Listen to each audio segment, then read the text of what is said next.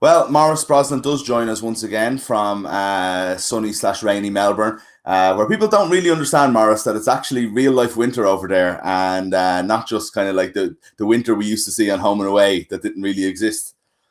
Yeah, people including me. I had absolutely no idea that I was arriving to really cold Melbourne until I got here, and very quickly had to redo my entire wardrobe because I rapidly realised I wasn't equipped for it. I know, yeah, a lot more jumpers than you'll ever expect wear. But we're not here to talk about that. We're here to talk about GAA, which you are spending a lot of time watching, despite your physical distance from most of the action. And we're going to talk, like as we do, talk about your GAA Embedded article from last week. Talk about what you've got coming up this week. We'll get into all that in a minute. But we haven't talked about hurling. Obviously, we were talking to Darran, but the qualifier draw was made this morning, and it brought up some interesting results. So we have a round one of Waterford versus Laois. I think I could have seen that coming, and I could have even more seen that the other round one match is Clare versus Wexford.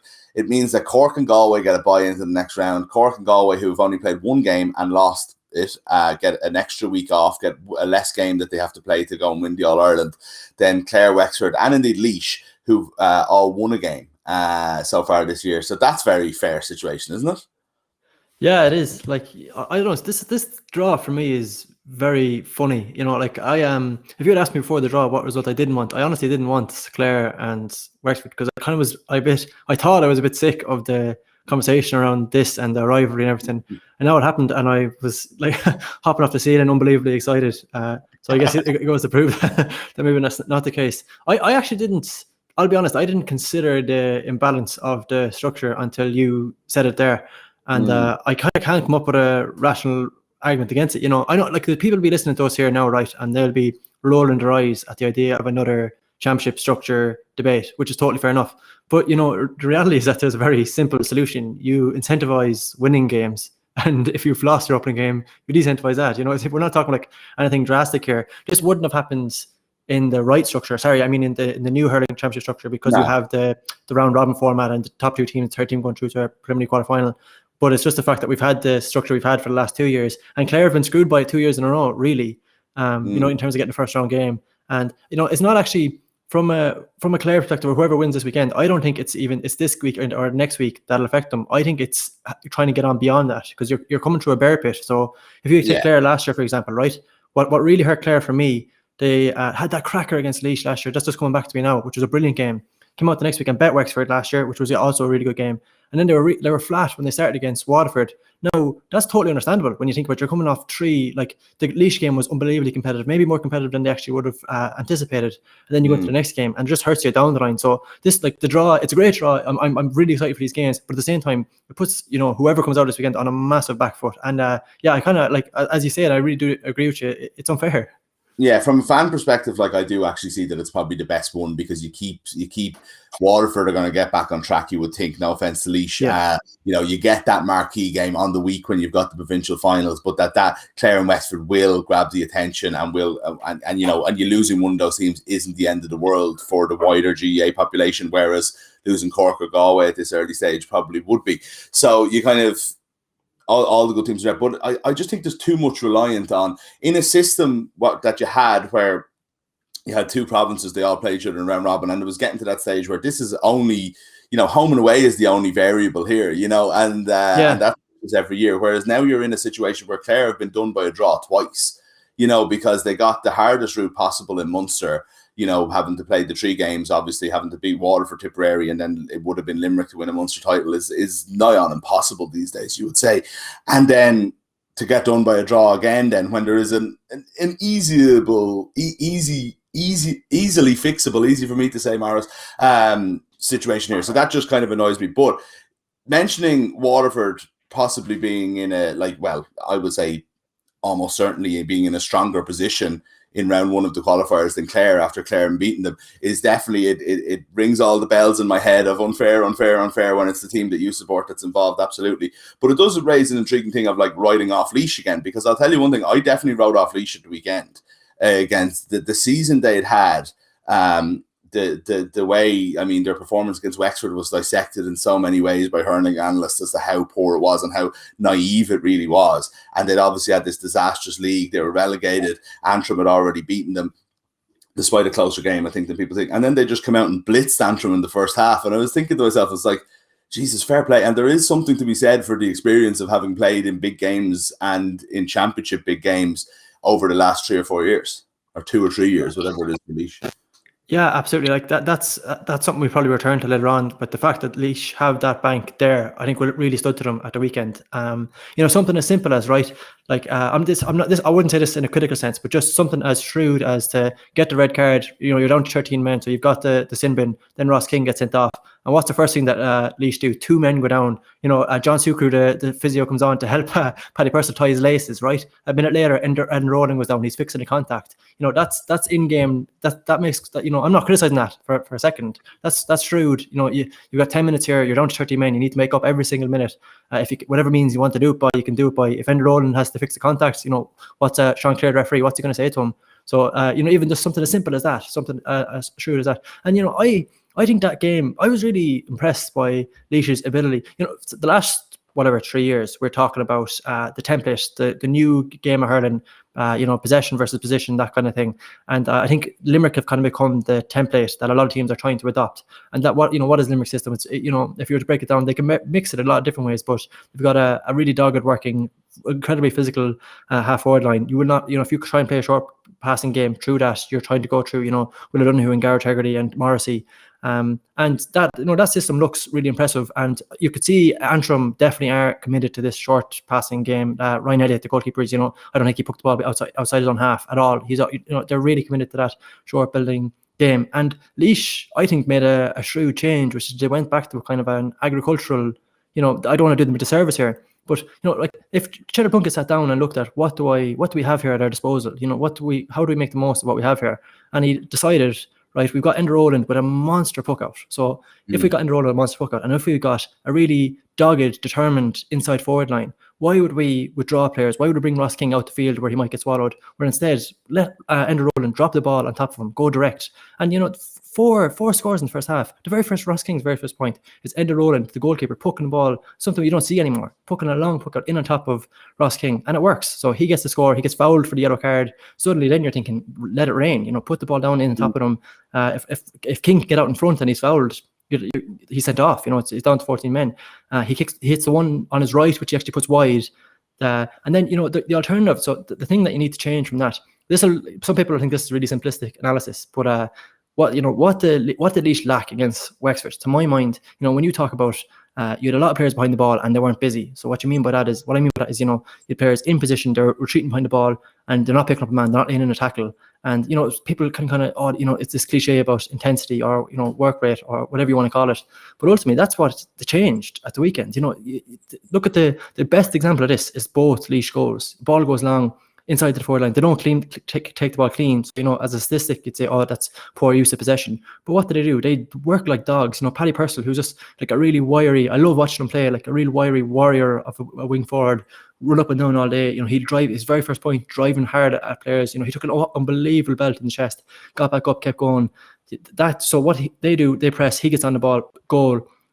Second half, you're down to 13 men, Ender Rowland still commit to the long ball, which, you or I, and a lot of analysts would look at that and say, wow, that's so silly. You need to use possession right, 1 versus 3 inside there. But what did he do? The ball goes in and Antrim claim it. And Chad Dwyer, like a dog, puts in an insane amount of work, tackling, harrying, fix the ball away, ball breaks, Paddy Purcell come onto it, score a goal. That's the game right there, So one thing that I admire about Cheddar Plunkett is that his ability to, just put what do we have here in Laois, how can we set up? And ultimately going with a game plan that, if you described that to me before the game, honestly, I probably would have said that's prehistoric hurling. That was not going to work anymore. But it did, because that's the players Laois have at their disposal.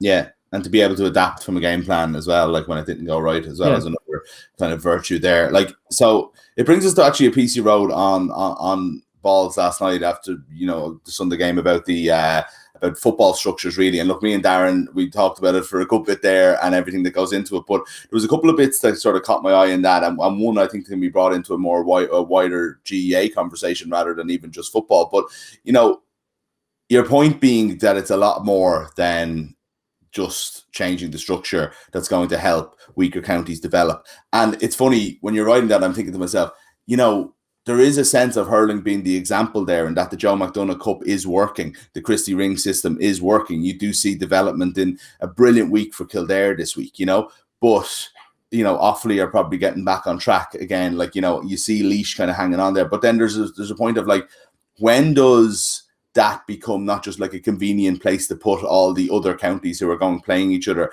and when does it become a true development, a true to elite? Like, when is the team going to go and break through and be a Carlow, Westmeath, Laois, Antrim, Kerry, whoever it might be? Maybe it's Kildare, but when does that team go and join the top table in a real tangible way over a long period of time? And it's not that necessarily that has to happen straight away, but are we on a path where that's what we want from these structures, rather than just like a place where they can all have competitive games, but ultimately nobody's going to watch them? So people aren't going to watch Leitrim versus Sligo. It might be better for everybody involved as they're just playing each other and not Mayo.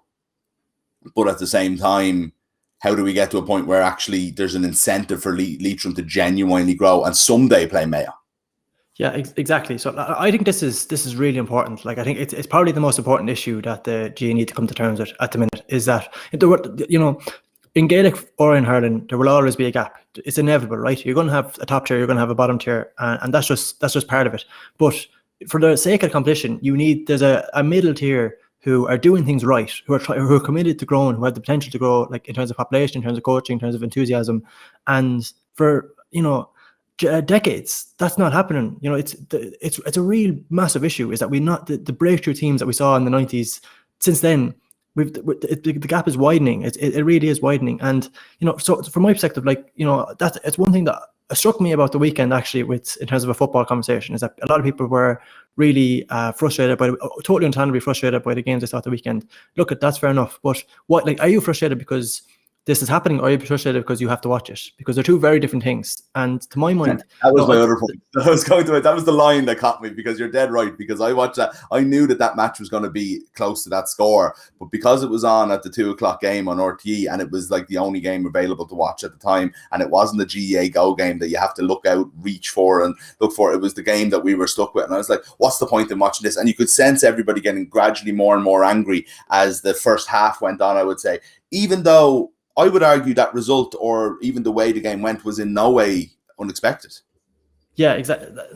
And that's spot on there. And, from my mind, like, the example I gave in that piece that you mentioned there is Limerick, Limerick footballers, who, like, if you build a blueprint of what you want teams to do, Limerick hit a very low point at 2016. They bottomed out effectively. And, what they tried to rebuild, and they did that by appointing really enthusiastic local people who have the game's genuine interest at heart. So Billy Lee goes in as football manager, his brother Joe goes in as the minor manager. These are people who know Limerick football, who are really passionate about Limerick football. Slowly starts to rebuild. Every time we talk to them, he talks about long term. We had Billy on the so-called weaker podcast in the year they bet Tipperary. Was that 2019? I think it was. They bet Tipperary by 7 points 2019.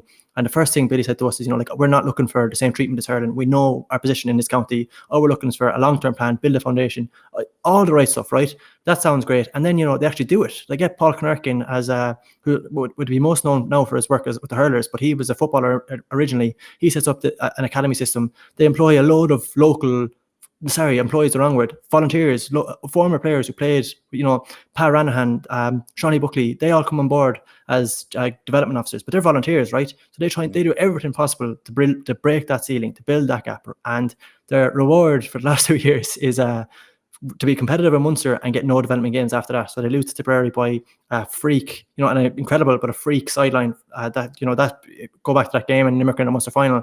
They're not there. This year, they're competitive against Cork. What is it? 10 minutes left, they're 4 points down, and there's no pass for them to kick on. And the thing that strikes me, as well as all that work is, and as well intentioned as it is, underneath that needs to be drilled home. And in 2019, Limerick advertised for a development officer, full-time development officer. It was a really big announcement. It was welcomed. That appointment hasn't come. Look, you can blame COVID, but at the same time, this is the kind of stuff that I think is most pressing for the GAA. And Cheddar Plunkett, after the Laois game, I really admire Cheddar. I think he speaks really well. I think he was a great pundit. He always gives good interviews, and even as a manager. But I categorically disagree with him about his what would you call it? His reluctance for the tears. How he kind of slammed the system after the game, and I think this is the way that it needs. This is the way that the likes of Antrim, Antrim got exposed to these teams in the league this year, got exposed to them in the championship. Look, it's really disappointing that they got relegated, but they can build. They're going into a savagely competitive Joe McDonagh, which is a brilliant competition. And the thing that we need to ask now from a hurling perspective isn't, do we need to change the system? It's what needs to happen next. Could we centralise something like strength and conditioning? That's a big gap. Eddie Brennan spoke a lot about this with Laois. That was one thing that he really noticed, that was a gap they needed to build. If we could centralise that kind of stuff, I think that's how you bridge that gap. And my issue with football is that, this has been said before. We actually talked about this about a year ago. Is that the tiers are right now, the system that is coming? People think it's welcomed. It's an afterthought. Like if you're relegated after playing in a championship and go back down, it's out of sight, out of mind. That's the only purpose of it. It's a glorified Tommy Murphy Cup. It doesn't work. In terms of it works from our perspective. And look at it, it's a spectacle. They play competitive games, and you think they get development, but they don't, because where is the evidence for that? And this is evidenced by as great as the system is in hurling.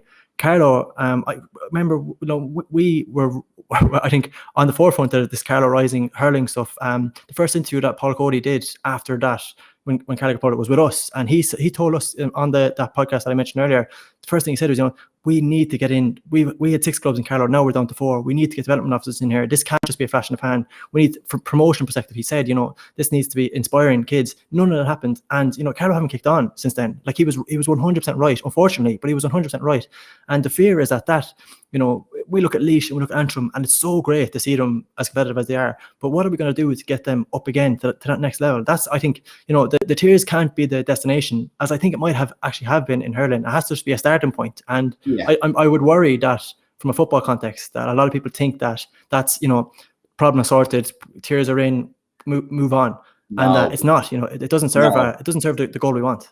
It isn't. It's why people are holding on and are so against the tier system, because they will be just cast aside and forgotten about. And if you have something like the John McDonagh Cup, with that equivalent, whatever, it gets more interest than you would expect in a way, because it is fiercely competitive, and it's good. People would prefer to watch competitive sport than not, but at the same time, it's always going to be less than. And structural change. We always talk about structure. It's always championship structures. Actual GAA structural change, exactly, in investment and development and so on and so forth. And look, honestly, a more centralized system that money is divided in where it's needed rather than where it's raised, I think, is probably what we need. And then maybe we would all get a little bit more behind a real tiered system, and one that people don't feel like is just getting rid of the undesirables who go out and lose by 20 points on national television. Yeah, exactly. And the thing is, right, this isn't to undermine the tier system in itself, because I do think the tier system, I remember, I just got a flashback there earlier, 2019, you came into the office one Monday after, I think, Kerry bet Westmeath. It was a big shock, and you were hopping off the walls, buzzing, watching Shane Conway, I think, don't quote me on this, it was something like Kerry hit 20 points, Shane Conway hit 15. It was like an unbelievable game. It was the first year of the Joe McDonagh Cup, and I remember we were just buzzing, like, this is the future, this is great. But in reality, it's what happens next now. Like, what can we do to get Kerry hurling?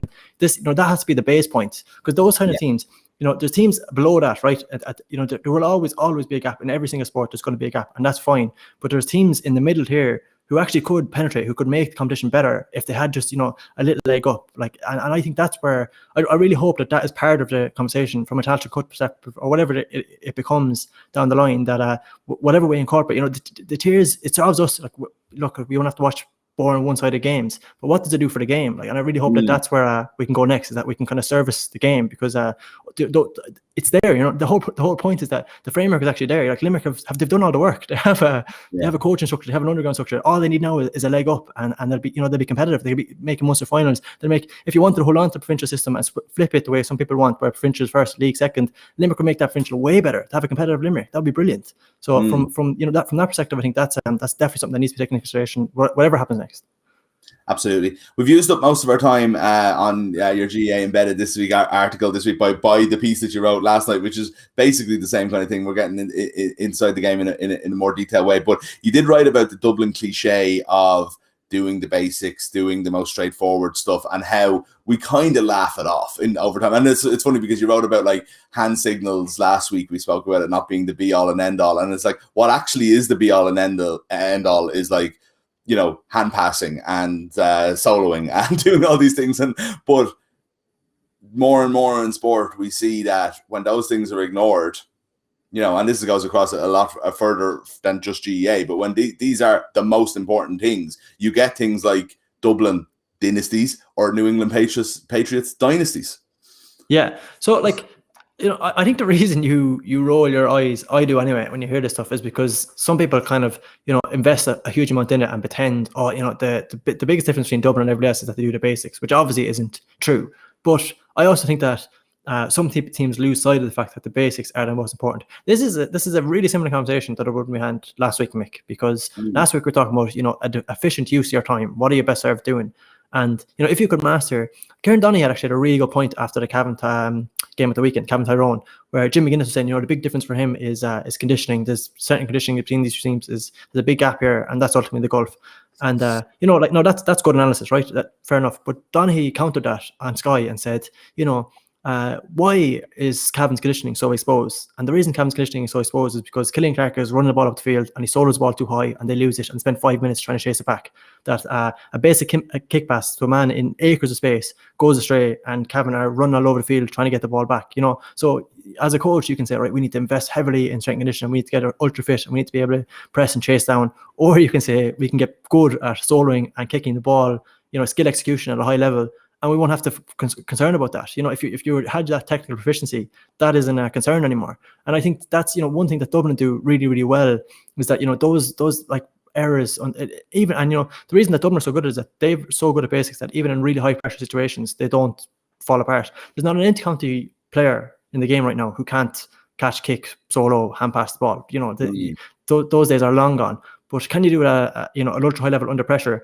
And the way that you can instill that is on the training field, by training under those conditions. And I do think, when people talk about that with Dublin or the Patriots is another example where, there's, Belichick is taken it to a cliche level where he says, that's the be all and end all for him is basics. And to my mind, that's not him saying that he doesn't use analytics. It's blatantly obvious that he uses analytics and really complicated plays and, has a appreciation for that. But it's also he understands how important that is. Belichick's favorite player is a safety, is Ed Reed. Anytime you hear him talk about it, he lauds him. You talk to Dublin players, as good as their forwards are, the people who get the most praise are, James McCarthy, Brian Fenton, the heartbeat of that team, who power along that way.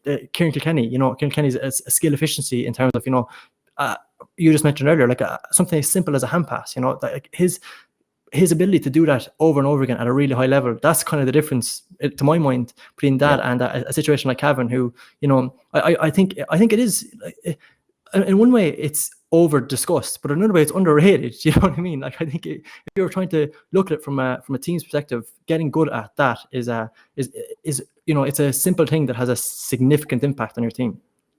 An inter-county footballer once told me that he was never once in his life coached how to kick a football.